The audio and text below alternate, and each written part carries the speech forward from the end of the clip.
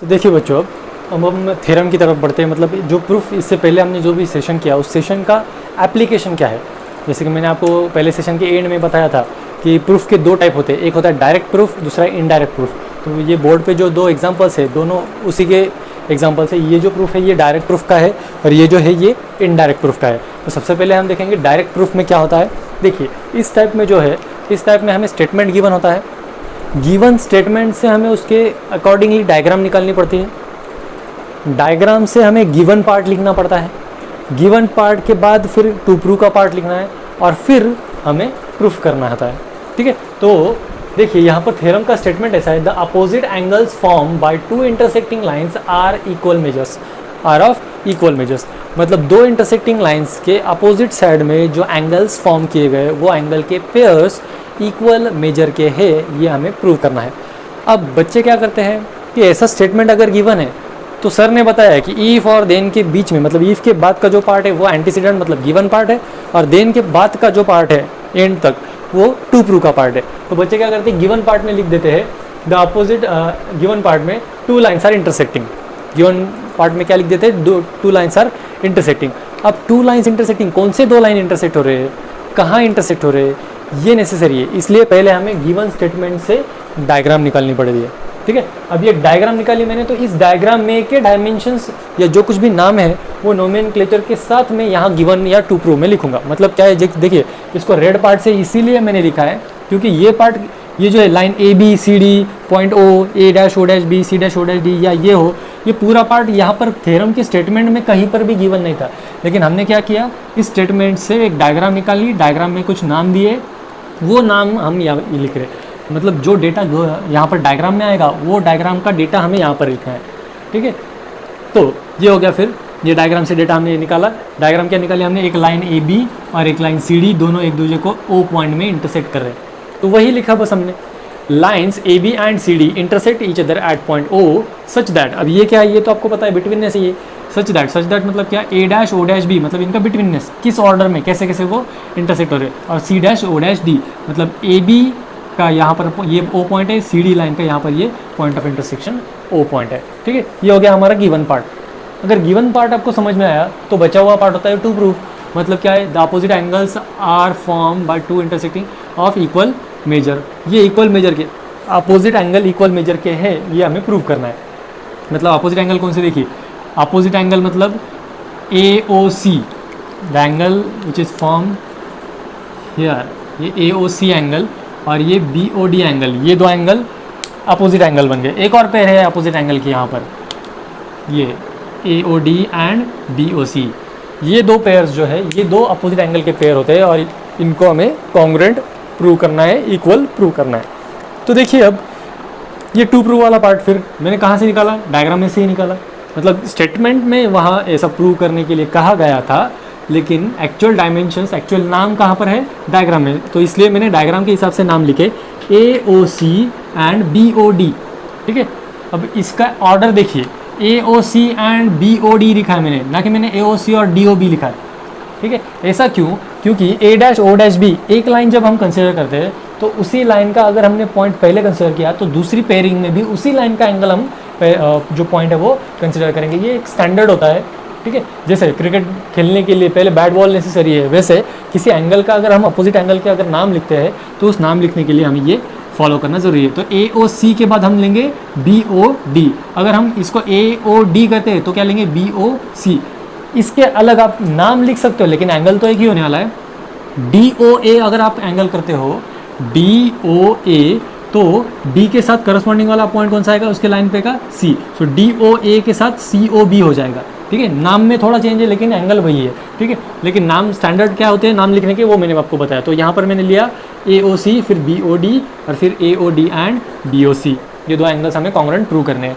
अब देखिए यहाँ पर ये जो एंगल ए ओ सी है, यहाँ पर ये एंगल ए ओ सी और ये एंगल ए ओ डी, ये जो मैंने रेड मार्क किया ये डी डैश या C dash O dash D, ये एक स्ट्रेट एंगल है। ठीक है, स्ट्रेट एंगल है और जिसमें ए ओ सी और ए ओ डी ये जो दो एंगल है वो दो एंगल एक लीनियर पेयर फॉर्म करें। लीनियर पेयर मतलब ऐसे एंगल्स जिनके एडिशन 180 डिग्री होती है, ठीक है। सो यहाँ पर angle AOC plus angle BOC is equal to 180 degree. Angle AOC plus angle BOC, तो यहाँ पर इन्हें ये ऐसा angle AOC plus angle BOC is equal to 180 degree, ठीक है। ये भी हमें बाद में चेक करना है, ठीक है।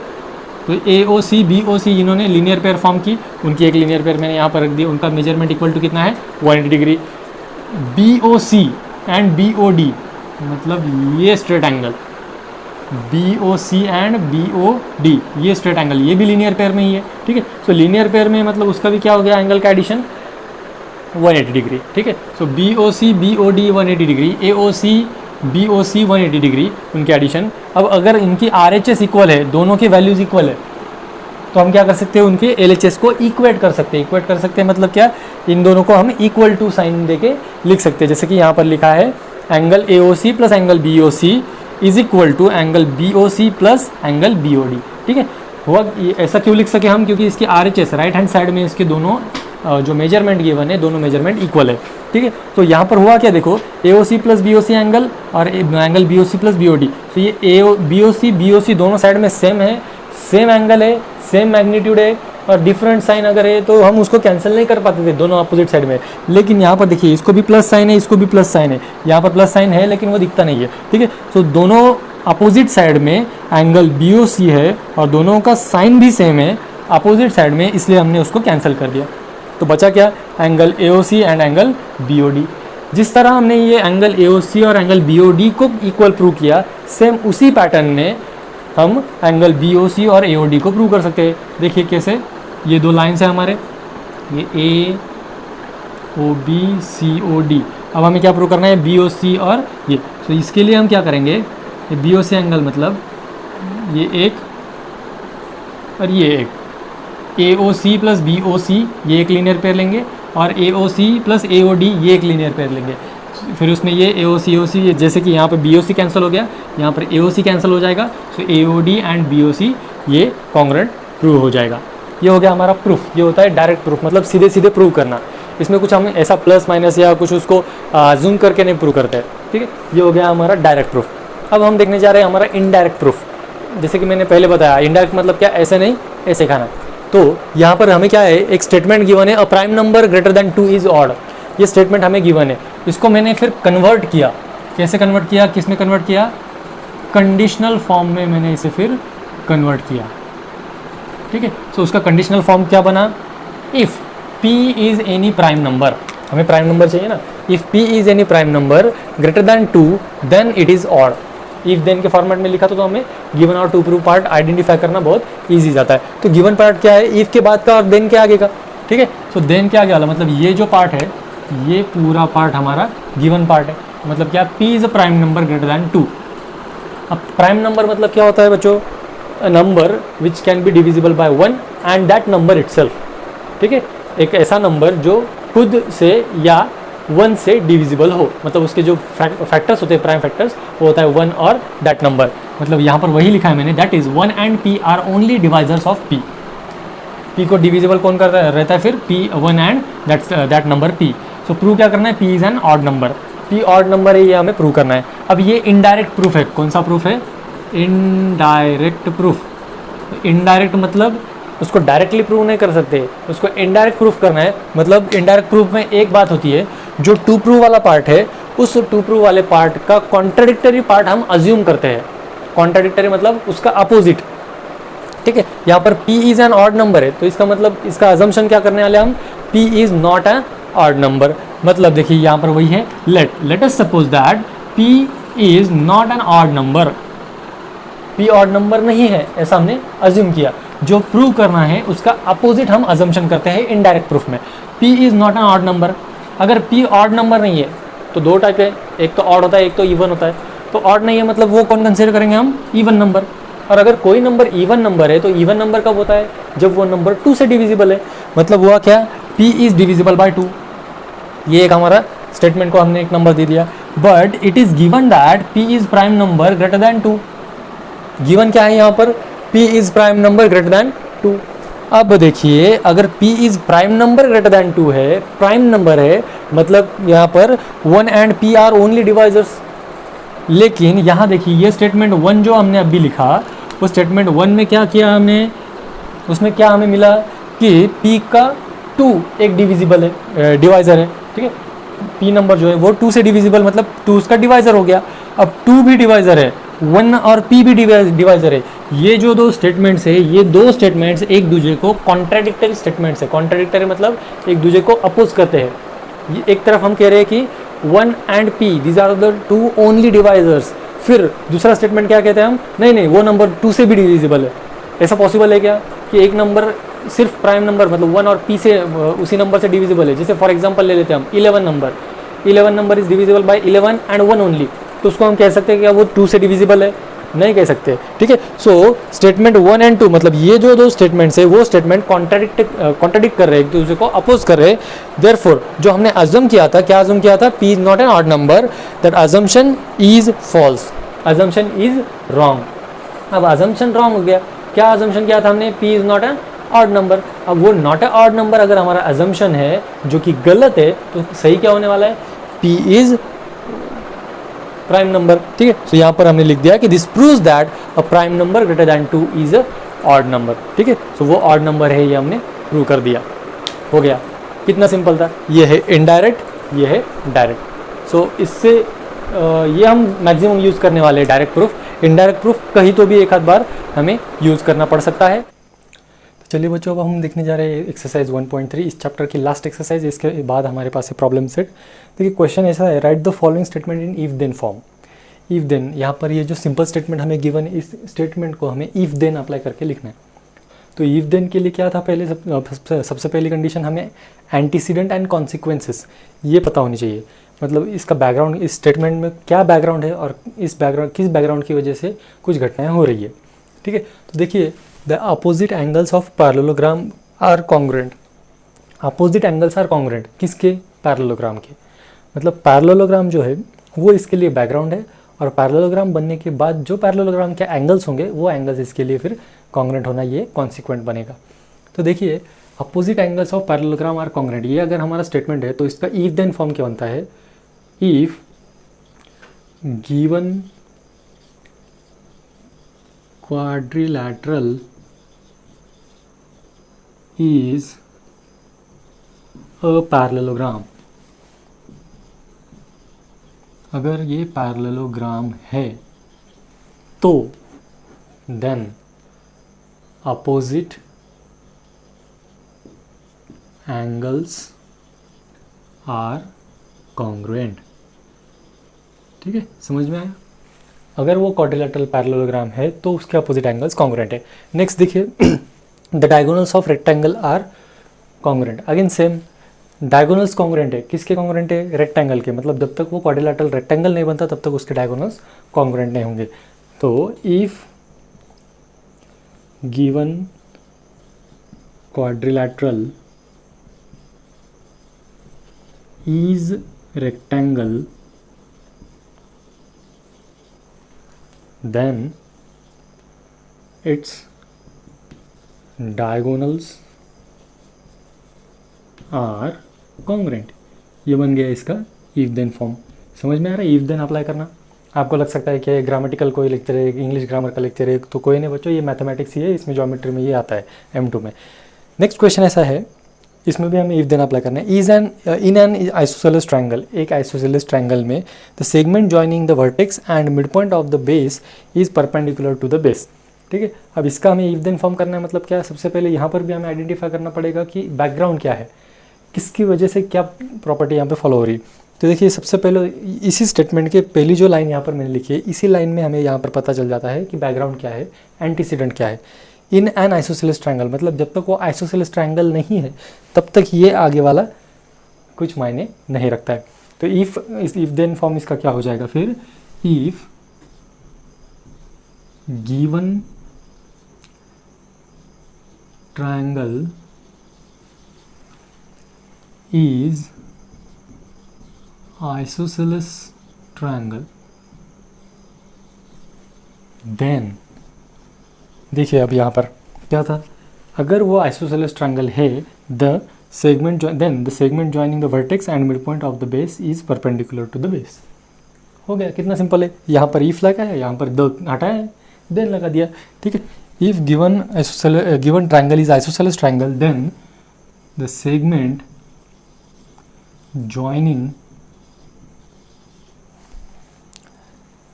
the vertex and midpoint of base is perpendicular to the base। ये हो गया हमारा इसका इफ देन फॉर्म। ये हुआ हमारा फर्स्ट क्वेश्चन कंप्लीट। ठीक है, इफ देन ही तो अप्लाई करना है। इफ देन के लिए क्या था, एंटीसीडेंट पहचानो, कॉन्सिक्वेंट पहचानो, बैकग्राउंड क्या है, किसकी वजह से क्या होने वाला है या किसकी वजह से क्या हो सकता है, ये आइडेंटिफाई करो और उसमें इफ देन लगा दो। ठीक है, अब अगला जो क्वेश्चन नंबर 2 है वो इन ब्रीफ में क्वेश्चन पढ़ता हूँ, वहाँ पर मैंने सिर्फ उसका शॉर्ट फॉर्म दे, write the converses of the following statements. यहाँ पर ये एक स्टेटमेंट है, ऐसे और एक दो स्टेटमेंट है हमारे पास जिसके कॉन्वर्सेस हमें लिखने हैं। कॉन्वर्स मतलब क्या होता है, इफ देन फॉर्म, जिसमें एंटीसीडेंट और कॉन्सिक्वेंसेस की जगह अगर हम इंटरचेंज कर देते हैं तब वो बनता है कॉन्वर्स। अब यहाँ पर देखिए, the alternate angles form by two parallel lines and their transversal are congruent.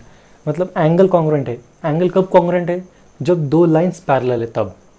अब इसके लिए ठीक है, मतलब इसमें एंटीसीडेंट वाला पार्ट कौन सा है, two lines are parallel and a transversal intersecting it. दो लाइन पैरेलल है और उसको एक ट्रांसवर्सल इंटरसेक्ट करती है, उसके बाद जो अल्टरनेट एंगल्स मिलते हैं वो कॉन्ग्रेंट होते हैं। तो हमें क्या करना है, अब यहाँ पे कॉन्वर्स लिखना है। कॉन्वर्स लिखना मतलब क्या, एंटीसीडेंट वाला पार्ट उठा के हमें कॉन्सिक्वेंट में लिखना है, कॉन्सिक्वेंट वाला उठा के एंटीसीडेंट में लगना है। मतलब यहाँ पर जो हमारी पहले इस गिवन स्टेटमेंट में जो कंडीशन है, यहाँ पर क्या है, एंटीसीडेंट, पैरेलल लाइंस और consequent alternate angles are congruent. अब इसका उल्टा करना है, मतलब क्या बनेगा देखिए, if alternate angles formed by transversal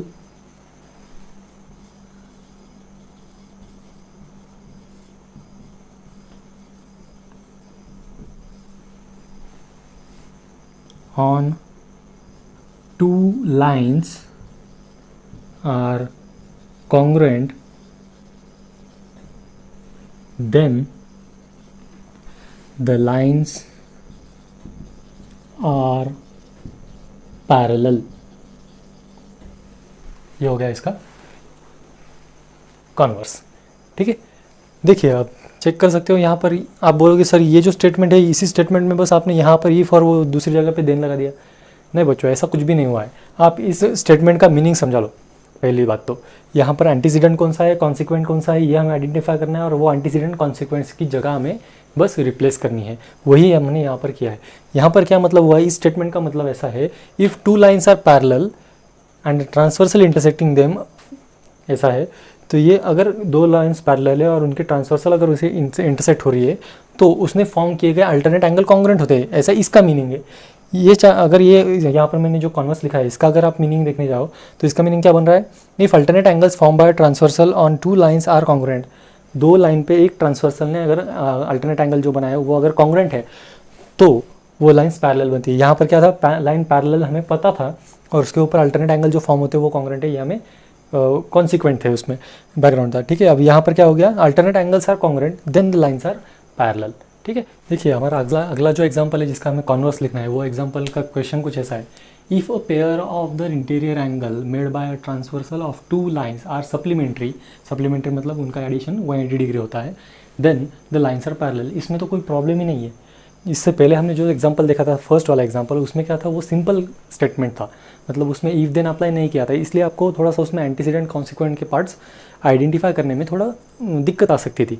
लेकिन यहाँ पर देखिए, यहाँ पर अगर हम देखें तो ये इफ़ और ये देन दोनों यहाँ पर अप्लाई करके दिया है। इफ़ के बाद का पार्ट होता है एंटीसीडेंट और देन के बाद वाला जो पार्ट होता है वो होता है कॉन्सिक्वेंट। कॉन्वर्स मतलब क्या करना है हमें, बस ये जो दो पार्ट्स है इनको इंटरचेंज करना है। मतलब यहाँ पर आएगा if the lines are parallel ठीक है। लाइन्स आर पैरेलल ये हमारा कॉन्सिक्वेंट था, अब वो क्या बना, एंटीसीडेंट। ठीक है, if the lines are parallel then pair of interior angle, pair of interior angles made by a transversal of the lines, जो lines given है उनके transversal lines, a pair of interior angles made by a transversal of lines are supplementary. ठीक है, देखिए कुछ किया क्या अलग मैंने नहीं, बस ये ईफ के बाद वाला ये देन तक का जो पार्ट है उसको उठाया और देन के बाद में रखा और द लाइन्स आर पैरेलल इसको ईफ और देन के बीच में रख दिया, हो गया कॉन्वर्स। अब वो जो स्टेटमेंट है, देखिए थर्ड स्टेटमेंट है हमारे पास, the diagonals of rectangle are congruent. इसका ईफ देन करना पड़ेगा पहले, मतलब कंडीशनल फॉर्म में इसको पहले हमें लाना पड़ेगा। ये स्टेटमेंट हम देख चुके हैं इससे पहले। कंडीशनल फॉर्म क्या आता है इसका, if the given quadrilateral is rectangle then the diagonals are congruent. ठीक है, इसका कंडीशनल फॉर्म हमें पता है, तो हम क्या करेंगे, कंडीशनल फॉर्म का जो पार्ट था उसमें एंटीसीडेंट और कॉन्सिक्वेंस को इंटरचेंज करेंगे। क्या पार्ट था, एंटीसीडेंट क्या था यहाँ पे, if the given quadrilateral is a rectangle, ये था हमारा एंटीसीडेंट। इसको क्या करेंगे हम अब कॉन्सिक्वेंट बना देंगे, मतलब उसका क्या होने जाएगा, इफ द डायगोनल्स